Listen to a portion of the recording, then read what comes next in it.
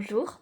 Aujourd'hui, on va parler des complexes. Je pense que toute personne peut avoir des complexes. Je sais pas si vous avez déjà vu, il y avait une vidéo sur internet où des gens demandaient à des enfants et à des adultes quelle partie de leur corps ils voudraient changer. Et les adultes répondaient toujours une partie de leur corps qu'ils aimaient pas trop et tout.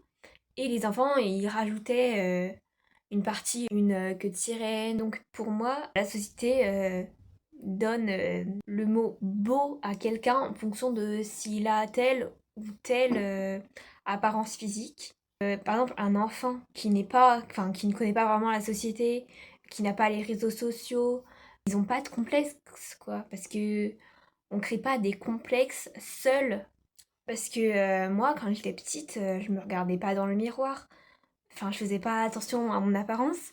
C'est mes parents qui m'achetaient mes vêtements. Je me suis pas posé la question de si j'étais belle ou pas et quel bout de mon corps ou quelle partie de mon corps j'aime bien et d'autres que je voulais changer. Début collège, il y a ce changement de réflexion entre sur l'apparence physique. Au début collège, je faisais pas encore vraiment attention à mon apparence et tout. C'est justement le collège et tous les gens autour qui m'ont fait créer des complexes. C'est là où j'ai commencé à me regarder dans le miroir. Il y a cette période où tu changes et tu commences à te regarder physiquement. On est plein en fait, moi, des complexes.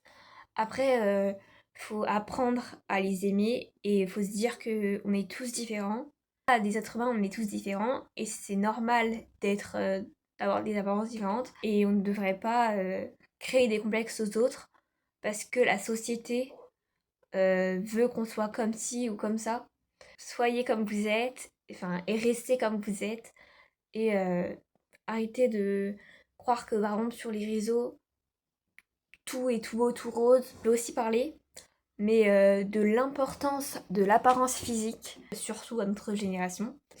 Notre génération, elle devient concentrée sur ce qu'on doit ressembler. On voit des petites filles de 10 ans qui mettent plein de produits et commencent à se maquiller, font des full face et tout. Enfin, la possibilité d'être parfaite, mais on ne peut pas être parfaite. On a tous ses propres complexes et si on se les refile tous, en fait, on pourra plus vivre normalement. Moi, si je vais énumérer tous mes complexes, il y en aura beaucoup. Enfin, vraiment, la liste est longue. Mais j'essaye de les accepter, enfin, de m'accepter comme je suis et de ne pas faire trop attention au regard des autres sur mon apparence.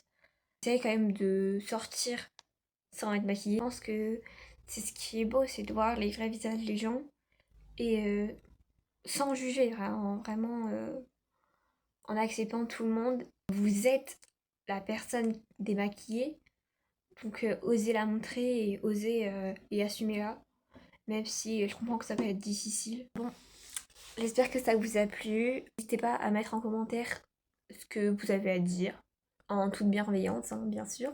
À la semaine prochaine pour une nouvelle vidéo. Ciao!